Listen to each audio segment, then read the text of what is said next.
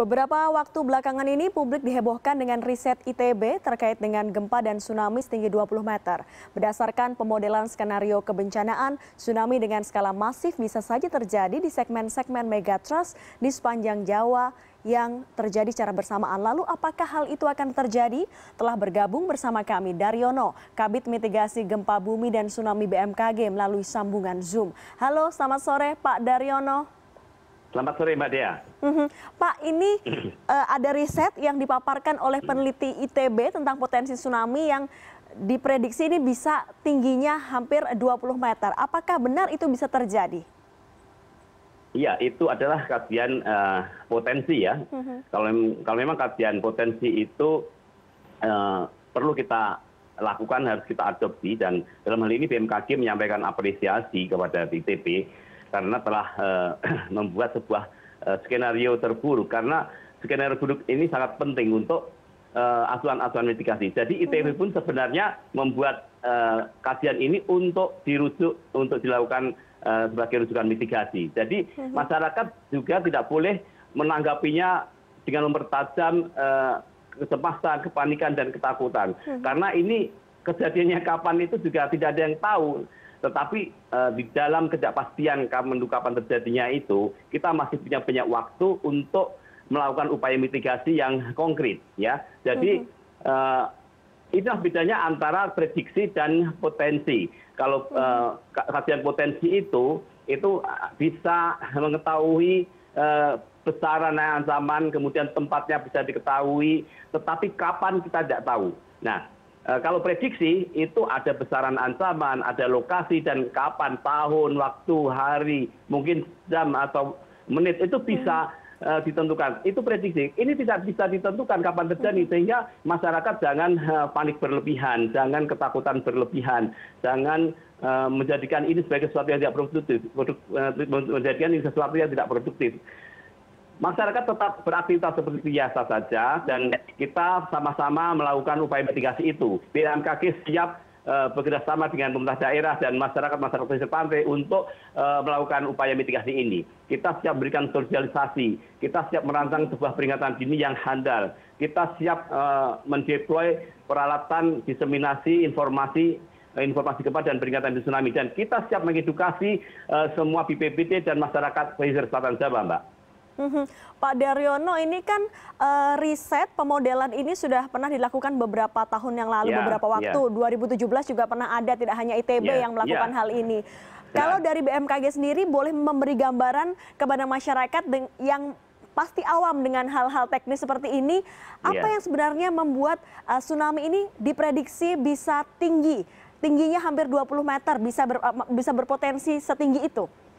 Ya, karena memang ini sebuah riset yang komprehensif ya, melibatkan banyak disiplin ilmu kegempaan, ilmu geodesi, ilmu tsunami, sehingga ini sebuah kajian yang sangat bagus dan komprehensif. Jadi dalam kajian itu disebutkan bahwa di selatan Banten itu memang mengalami nilai kopling yang tinggi dengan slip yang besar, sehingga jika itu terjadi rilis maka dia akan bisa menimbulkan tsunami setinggi itu. Kemudian di sebelah selatan Jawa Timur juga demikian. Karena memang wilayah selatan Jawa Timur, kemudian barat selatan Banten dan Selat Sunda itu memang kawasan yang menurut histori kegempaan itu merupakan kawasan seismic gap. Artinya di wilayah itu memang memiliki sumber gempa potensial, yaitu zona megatrust, dan belum ada gempa besar yang pernah terjadi di wilayah itu.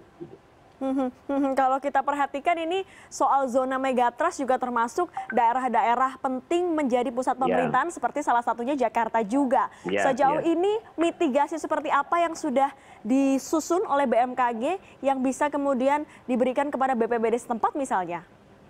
Iya, kita selama ini mengkaji wilayah-wilayah rawan itu, kemudian potensinya kita kenali, kemudian kita selalu memberikan sosialisasi. Kita memiliki sebuah program namanya Sekolah Lawan Gempa. Kita mendatangi BPBD untuk mengumpulkan masyarakat, stakeholder setempat, kemudian sekolah, perguruan tinggi. Kita lakukan edukasi terkait kerawanan, kemudian solusi mitigasinya seperti apa, cara merespon informasi gempa dan peringatan dini seperti apa, itu kita ajarkan, Mbak. Jadi kita juga mengajar kepada masyarakat pentingnya menata ruang pantai, membangun rumah tahan gempa, atau membangun struktur bangunan yang ringan, sehingga jika terjadi gempa tidak menimbulkan korban.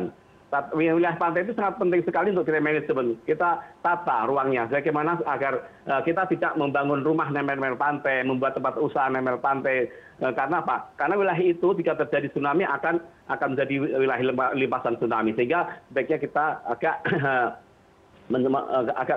jauh ke daratan untuk membangun permukiman dan tempat usaha. Tetapi kalau kawasan-kawasan itu memang tidak mungkin lagi untuk dilakukan relokasi, maka masyarakat harus memahami evakuasi mandiri, yaitu dengan cara menjadikan kejadian gempa di tempat tersebut yang dirasakan untuk dijadikan sebagai peringatan di tsunami. Jadi begitu terjadi gempa dan dirasakan harus segera menjauh dari pantai.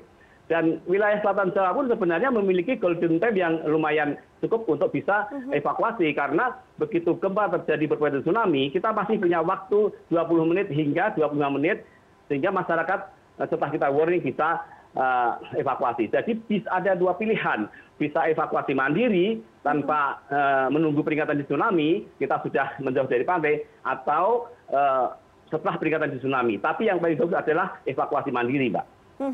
Baik, evakuasi mandiri. Pak Daryono, terakhir ini wilayah mana saja yang kemungkinan bisa terkena gempa dan menyebabkan tsunami di wilayah tidak hanya di Jawa tapi di beberapa wilayah di tanah air. Kemudian statement kepada masyarakat, berikan ketenangan mengenai hasil riset ini karena banyak masyarakat yang masih kepikiran pasti sampai sekarang.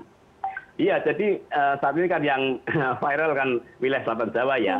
Tapi sebenarnya tidak hanya wilayah selatan Jawa yang memiliki potensi tsunami itu. Pantai Barat Sumatera, selatan Bali, NTB, kemudian wilayah Banda, wilayah Sulawesi Utara, Sulawesi, di Maluku Utara, kemudian utara Papua, itu ada kawasan-kawasan yang ada tsunami kiatras yang semuanya patut kita waspadai. Sehingga masyarakat selatan Jawa tidak perlu kecil hati ya. Jadi banyak wilayah Indonesia yang tapi dengan mitigasi kita masih bisa merasa aman dan nyaman di daerah rawan ini.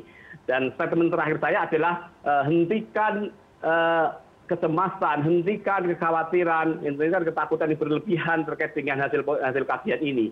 Karena masyarakat harus segera beraktivitas seperti biasa, karena memang sambil kita melakukan upaya mitigasi. Kami BMKG siap untuk mendampingi dan membimbing bagaimana cara mitigasi yang tepat untuk kawasan-kawasan rentan tsunami. Dan ini sudah dilakukan dan akan kita lakukan terus, Mbak. Baik, terima kasih perbincangannya sore hari ini Pak Daryono, Kabid Mitigasi Gempa Bumi dan Tsunami.